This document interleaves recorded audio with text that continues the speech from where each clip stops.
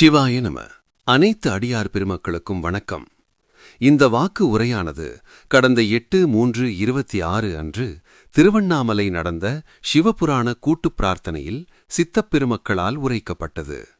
வாருங்கள், வாக்கின் உரைக்குள் செல்வோம். இறைவா, நீயே அனைத்தும். இறைவா, நீ நன்றாக இருக்க வேண்டும்.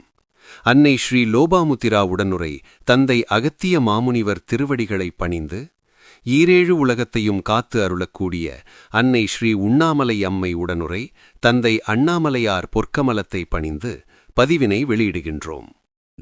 நேயர்களே, உங்க எல்லாருக்கும் ஒரு பெரிய வணக்கம். இதை கேட்டுக்கிட்டு இருக்கிற நீங்க உண்மையிலே ரொம்ப பாக்கியம் பெற்றவங்க. அதாவது ரொம்ப உயர்ந்த ஆத்மாக்கள்னு தான் சொல்லணும். ஆமா, கண்டிப்பா. ஏன்னா சித்தர்களோட இந்த தொன்மையான வழிகாட்டுதலை கேட்கிற வாய்ப்பு எல்லாருக்கும் கிடைச்சிடாது. இத முழுமையா கேட்டு பின்பற்றுவதன் மூலமா உங்க வீட்ல இறைவனோட நேரடி அருள் கிடைக்கும். அது மட்டும் இல்லாம மாபெரும் வெற்றியும் புண்ணியமும் சேரும். சரியா சொன்னீங்க. இன்னைக்கு நாம ரொம்ப ஆழமா அலச போற விஷயம் கடந்த 2026 மார்ச் 8ஆம் தேதி திருவண்ணாமலையில் அருளப்பட்ட ஒரு ரகசியம். அதாவது போகர் பெருமான் அருளிய வேல் மற்றும் ருத்ராட்ச வழிபாட்டு முறை. இது ரொம்ப ரொம்ப சக்தி வாய்ந்த ஒரு முறை. இது வெறும் ஒரு சாதாரண சடங்கு கிடையாது. பிரபஞ்ச ஆற்றல நம்ம வீட்டுக்குள்ள ஈர்க்கிற ஒரு சூட்சும அறிவியல். ஆமா, அதனாலதான் ஒரு கேள்வி வருது. இந்த வழிபாட்டை ஏன் குறிப்பா ஞாயிற்றுக்கிழமை தொடங்கணும்னு சொல்றாங்க? அதுவும் சிவபெருமான் சன்னதியில இருக்கிற முருகப்பெருமான் கிட்ட இருந்து ஒரு வேழ பூஜை செஞ்சு வீட்டுக்கு கொண்டு வர சொல்றாங்களே, அது ஏன்? ஒரு விஐபி கெஸ்ட நம்ம வீட்டுக்கு நேர்ல போய் ரொம்ப மரியாதையா அழைச்சிட்டு வர்ற மாதிரி இருக்கே இது. அது ஒரு அருமையான ஒப்பீடு. அதாவது இதுக்கு பேரு தான் சங்கல்பம். ஞாயிறு அப்படிங்கிறது சூரிய ஆற்றலோட தொடக்கம். இறைவா, நீயே வேல் வடிவத்துல என் இல்லத்துக்கு வர அப்படிங்கிற ஒரு முழு பக்தியோட பகவான் சிவபெருமானையும் முருகப்பெருமானையும் வேண்டி அழைச்சிட்டு வர்றது. ஓ, அப்போ அந்த தெய்வீக சக்தியை நேரா நம்ம வீட்டுக்கே கொண்டு வந்து டவுன்லோட் பண்றோம் இல்லையா? எக்ஸாக்ட்லி. இப்போ அந்த ஆற்றலை நிலைநிறுத்துற பீடத்தை அமைக்கிறதுல ஒரு 3 முக்கியமான படிகள் இருக்கு. முதல்ல மண்ணாலான ஒரு பீடம் அமைக்கணும்.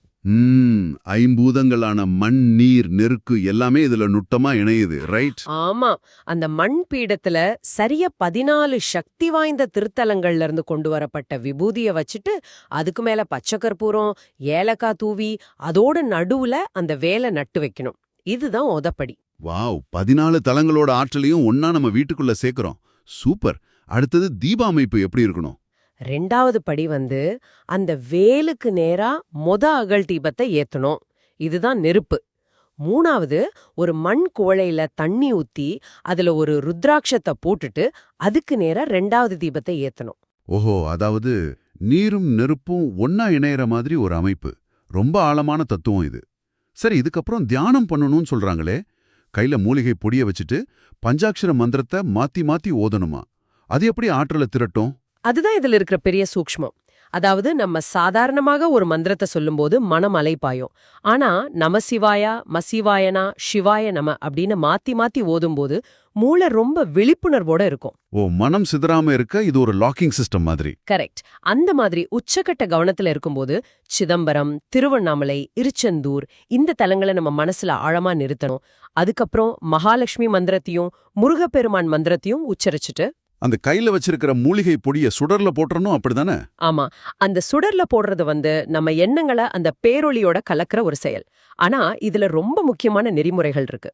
சொல்லுங்க. இந்த மாபெரும் அருளை பெற நமக்கு என்ன தகுதி இருக்கணும்? 2 விஷயம் கட்டாயம். 1, வாழ்நாள் முழுதும் சைவ உணவு முறையை மட்டும்தான் பின்பற்றணும். 2வது, எறும்புகளுக்கு உணவளிக்கும் ஜீவகாருண்யம் இருக்கணும். அதாவது சிறு உயிர்கள் மேல கூட இரக்கம் காட்டணும். தூய்மையான அன்பில்லாம இந்த ஆன்மீக ஆற்றலை கையாள முடியாது. புண்ணியம் செஞ்சவங்களுக்கு மட்டும்தான் இது ஈசனின் அருளால் கைகூடும். ஆமா, அதனாலதான் இத கேட்டுக்கிட்டு இருக்கிற நீங்க இந்த தகவலை மத்தவங்களுக்கும் பகிரணும்னு நாங்க கேட்டுக்கிறோம். இது மனித குலத்தை நல்வழிப்படுத்தும் ஒரு மாபெரும் தொண்டு. கண்டிப்பா. இப்படிப்பட்ட செய்திகளை பகிர்றது மூலமா முதல் தர உயர் புண்ணியம் உங்களுக்கு கிடைக்கும். அதனால WhatsApp, Facebook, Instagram, X, LinkedIn, TikTok, Snapchat, Reddit, Telegram, Discord, Facebook Messenger, யூடியூப்னு நீங்க எந்த சமூக வலைதளங்கள்ல இருந்தாலும் சரி, இதை தாராளமா பகிருங்க. இதுக்கு எந்த காப்புரிமையும் கிடையாது, முற்றிலும் இலவசம். ஆமா, இந்த வீடியோவை ஃப்ரீயா டவுன்லோட் பண்ணி உங்க சேனல்கள்ல கூட போடுங்க. உலக மக்கள் எல்லாருக்கும் இது போய் சேரும். சித்தர்களோட இந்த அரிய செய்தியை பொறுமையா கேட்ட உங்க எல்லாருக்கும் மனமார்ந்த நன்றிகள். இத முடிக்கும் முன் உங்களுக்கான ஒரு சிந்தனை. அந்த வேல்ங்கிற பிரபஞ்ச ஆற்றலை உங்க இல்லத்துக்கு அழைக்கும் அந்த உயர்ந்த மனநிலைய உங்க அன்றாட வாழ்வின் மத்த சாதாரண செயல்கள்லயும் எப்படி பயன்படுத்தலான்னு கொஞ்சம் சிந்திச்சு பாருங்க. ஓம் அன்னை ஸ்ரீ லோபாமுத்ரா உடனுரை தந்தை அகத்திய மாமுனிவர் திருவடிகளில் சமர்ப்பணம். சர்வம் சிவார்ப்பணம்.